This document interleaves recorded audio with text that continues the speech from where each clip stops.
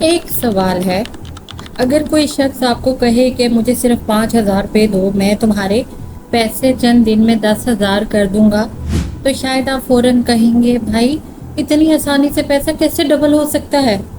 لیکن یہی بات جب موبائل کی اسکرین پر آتی ہے، چارٹ کے ساتھ سبز رنگ کا پروفٹ نظر آتا ہے، کسی کے ہاتھ میں مہنگا فون نظر آتا ہے اور وہ کہتا ہے میں نے آج صرف ایک ٹریڈ سے اتنے پیسے کمائے، تو ہمارا دماغ اچانک سوال کرنا چھوڑ دیتا ہے۔ وہ صرف ایک ہی چیز دیکھتا ہے، پیسہ۔ اور یہی وہ جگہ ہے جہاں اصل کھیل شروع ہوتا ہے۔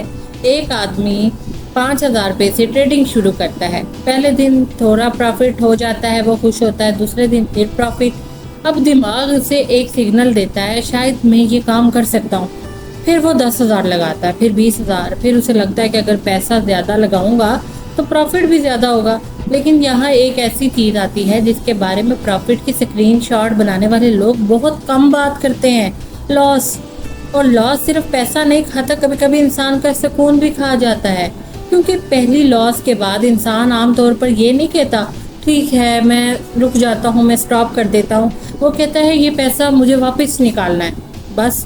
یہ ایک جملہ بہت خطرناک ہے، کیونکہ اب وہ ٹریڈنگ نہیں کر رہا ہوتا، وہ اپنا نقصان ریکور کرنے کے پیچھے بھاگ رہا ہوتا ہے۔ اور جب انسان لاس ریکور کرنے کے جنون میں ٹریڈ کرتا ہے تو فیصلہ دماغ نہیں کرتا، جذبات کرتے ہیں۔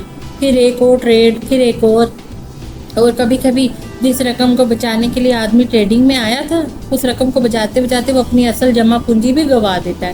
اور یہاں ایک بہت اہم بات سمجھنے والی ہے، آپ کو سوشل میڈیا پر ٹریڈر کا پروفٹ نظر آتا ہے، اس کا پورا فائنینشیل جرنی نہیں۔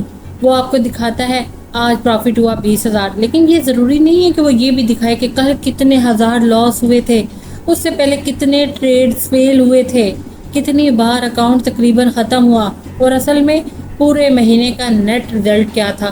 یعنی ہم اکثر کسی انسان کی کامیابی کا اسکرین شاٹ دیکھ کر اپنی زندگی کا فیصلہ کر لیتے ہیں، اور یہی چیز ٹریڈنگ میں بھی ہوتی ہے۔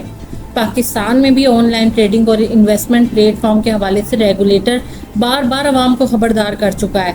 SECB نے 2025 اور 2026 میں ایسے ان آتھورائزڈ پلیٹ فارم کے خلاف وارننگ جاری کی ہیں جو لوگوں کو غیر معمولی ریٹرنز کا لالچ دیتے تھے۔ اور ذرا سوچیں، اگر کوئی پلیٹ فارم آپ سے کہے گرانٹیڈ پروفٹ، روزانہ اتنا کمائیں، آپ کا پیسہ چند دن میں ڈبل، تو آپ کو سب سے پہلے پروفٹ نہیں دیکھنا چاہیے، آپ کو پوچھنا چاہیے یہ پلیٹ فارم قانونی طور پر آتھورائزڈ ہے بھی یا نہیں۔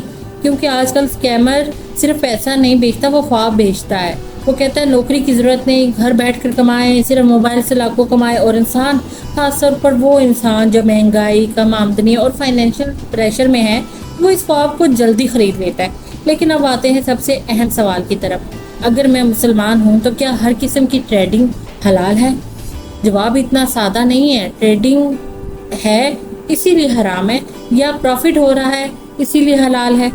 اسلام میں کسی مالی معاملے کا حکم اس بات پر ڈیپینڈ کرتا ہے کہ معاہدہ کیا ہے، کیا چیز خریدی یا بیچی جا رہی ہے، قبضہ کیسے ہو رہا ہے، سود تو شامل نہیں، اور معاملے میں کوئی ایسی اسپیکولیشن تو نہیں جو شرعی اصولوں کے خلاف ہو۔ اسی لیے مختلف فائنینشیل پروڈکٹس کو ایک ہی کیٹیگری میں ڈالنا درست نہیں۔ AAOIFI نے کرنسی ٹریڈنگ کے لیے باقاعدہ شرعی سٹینڈرڈ جاری کیا ہوا ہے، اور انٹرنیشنل اسلامک فقہ اکیڈمی نے واضح کیا ہے کہ کرنسیز کی ایسی ڈیفرڈ سیل جس میں ایکسچینج مؤخر ہو شرعی طور پر جائز نہیں۔ تو اگر کوئی شخص خاص طور پر لیوریج، فوریکس، ڈیریویٹیوز یا کسی ایسے پلیٹ فارم میں پیسہ ڈالنے جا رہا ہے جہاں اسی لیے خود بھی معلوم نہیں کہ اصل ٹرانزیکشن کیا ہے، تو صرف یہ سوچ لینا کہ لوگ کر رہے ہیں، پروفٹ بھی دکھا رہے ہیں تو میں بھی کر لیتا ہوں، کافی نہیں ہے۔ پہلے سمجھنا ضروری ہے، پیسے سے پہلے معاملہ سمجھو۔ اور اگر شرعی حکم معلوم کرنا ہے تو کسی مستند مفتی یا اسلامی فائنانس کے ماہر سے اسی اسپیسیفک پروڈکٹ اور کنٹریکٹ کے بارے میں پوچھو، کیونکہ اسلام ہمیں صرف یہ نہیں سکھاتا کہ کتنا کما سکتے ہو، بلکہ یہ بھی سکھاتا ہے کہ جو کما رہے ہو وہ کیسے کما رہے ہو۔ اور شاید یہی سوال آج ہمیں سب سے زیادہ پوچھنے کی ضرورت ہے۔